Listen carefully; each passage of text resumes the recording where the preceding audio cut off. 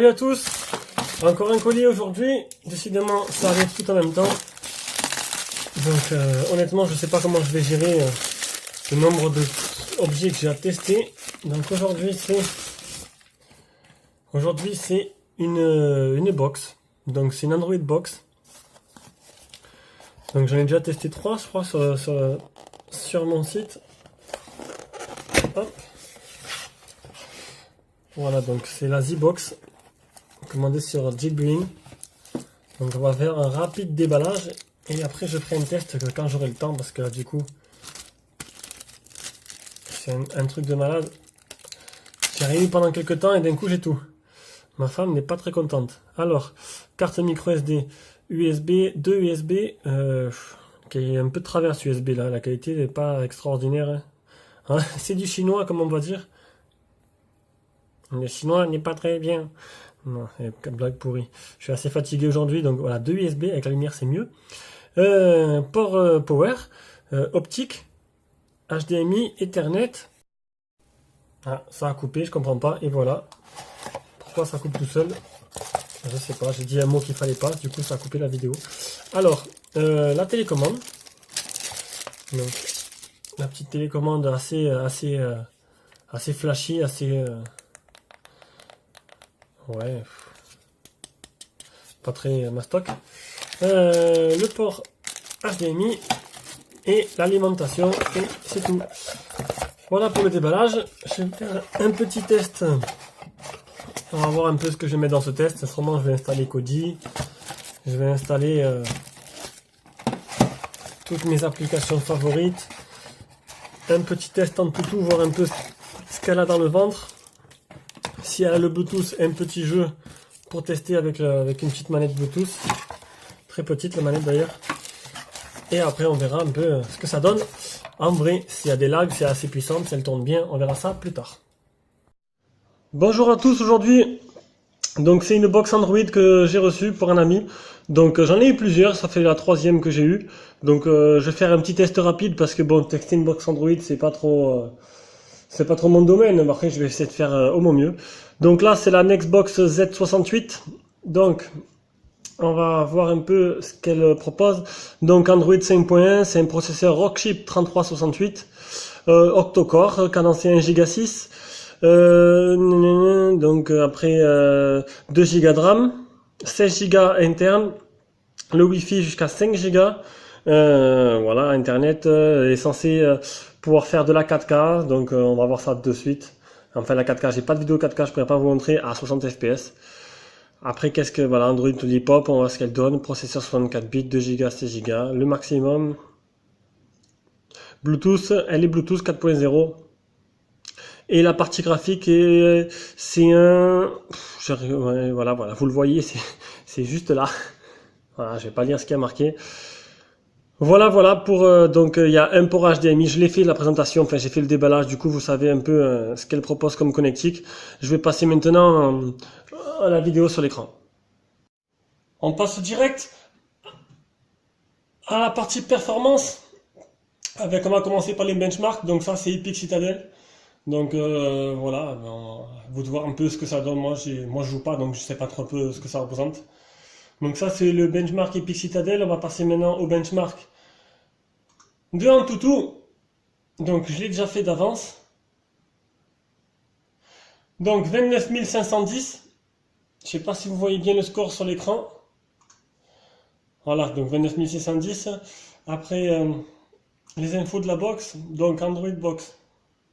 Processeur 3368. Android 5.1.1. 8 corps. Pour la partie graphique, c'est un PowerVR G6110. Résolution Full HD, ça c'est sur ce qui est en ce moment sur ma télé. On va voir maintenant, on va passer au stockage 8 Go interne. Non, normalement il y a 16 Go, donc on verra ça après. On va passer aux jeux vidéo. On commence par Rayman Adventures. Pour voir un peu la fluidité, un peu si... bon, c'est un petit jeu, normalement la box devrait suivre. Bon, j'ai déjà fait le test, je sais très bien ce que ça vaut. Donc je joue avec la souris, on peut brancher un connecteur Bluetooth, ça marche, j'ai déjà essayé. Donc comme vous pouvez voir, c'est pas très fluide. C'est jouable, mais il y a des ralentissements quand même, hein. Franchement, je suis un peu déçu par la qualité de la box. Ça aurait pu être un peu mieux. Vous avez vu, il y a quelques ralentissements, donc c'est vraiment pas très très jouable et pas très sympa à faire. Donc voilà, on va passer au prochain jeu. Donc là, c'est du Trigger. Donc j'ai réussi, avec un clavier branché en Bluetooth et une petite manette Bluetooth, à pouvoir jouer. Donc je pensais pas qu'on pouvait... J'avais jamais essayé en fait. Donc du coup, voilà, donc voilà dit Trigger. Donc voilà, c'est jouable, hein. Sur une télé, c'est assez sympa, on dirait FPS de PS2, mais bon, ça va. Après, graphiquement, voilà, faut pas s'attendre à des trucs extraordinaires, hein. Il est en mode, je pense qu'il est en mode le plus bas possible pour tourner correctement. Oula, ah! Bon, vous avez vu ce que ça donnait? Ça marchait, mais c'était pas extraordinaire. Allez, on passe à la suite. Donc, on passe à la partie logicielle vite fait. Donc, voici l'interface de la box. Donc, c'est banal, quoi. C'est pas une interface qui est exprès pour. J'aurais préféré une interface exprès pour la télé. Donc là, c'est Android de base. Ça doit être Google New Launcher ou un de ses dérivés. Donc, d'installer d'origine, vous avez un navigateur, Cloud TV, Kodi, le fameux Kodi, lecteur vidéo, bon, paramètres. On va aller dans paramètres. Donc, ces paramètres, voilà, c'est exactement Android de base. Je sais pas si elle est mise à jour système.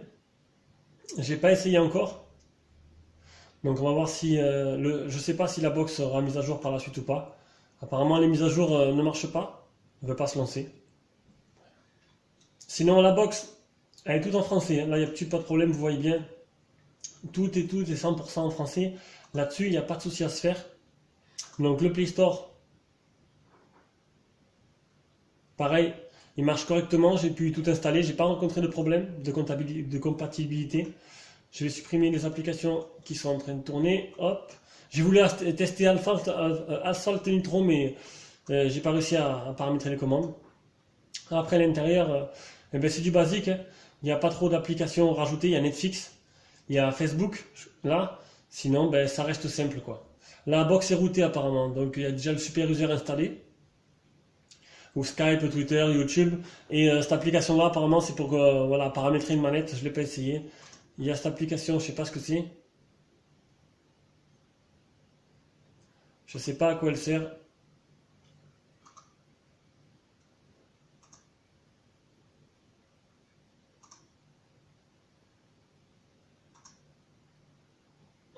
Voilà, bon, bah écoutez. J'ai pas compris trop à quoi elle servait, mais bon, c'est pas grave. Donc, écoutez, le Bluetooth marche très bien. Je l'ai testé. J'ai que texté une petite manette. Je sais pas si vous voyez bien parce que bon, il fait nuit. Sinon, ben, une petite box sympa qui fait son travail. Bon, c'est pas la plus puissante, mais bon, pour le prix, je pense que ça devrait faire l'affaire. Il y a 2 Go de RAM. Donc après, Kodi, ben, tout le monde connaît. J'ai pas besoin d'en faire une démo. Vous devez savoir un peu à quoi ça sert. Et voilà, ben, c'était juste pour la présenter, pour ceux-là qui ont envie de l'acheter, voir comment elle est. Allez, bisous, bisous, bye bye.